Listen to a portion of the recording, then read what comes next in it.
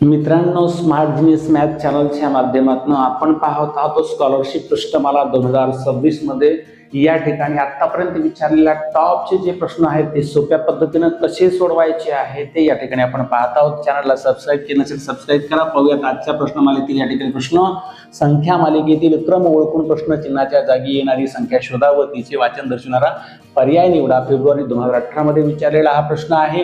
पहा, या ठिकाणी संख्या मालिका दिलेली आहे। विद्यार्थी मित्रांनो, याचं निरीक्षण जर केलं तर या ठिकाणी पहा, शेवटची संख्या आहे 4,17,793। आता 4,17,000 हे प्रत्येक संख्येमध्ये कॉमन आहेत। आता आपण फक्त पुढील 3 अंकी संख्येचा विचार करूयात।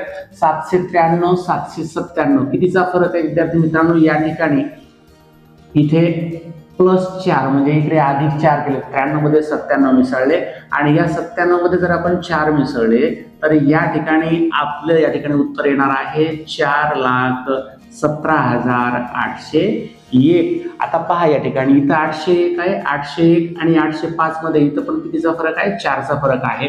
म्हणजेच या ठिकाणी 4-4च्या प्रकारे या ठिकाणी संख्या दिलेली आहे। उजवीकडून डावीकडे 4 प्लस करत यायचे, 4 अधिक करत जर आलो, 4 वाढवीत जर आलो तर या ठिकाणी तर आपल्याला ही संख्या मालिकेतील ही संख्या मिळणार आहे।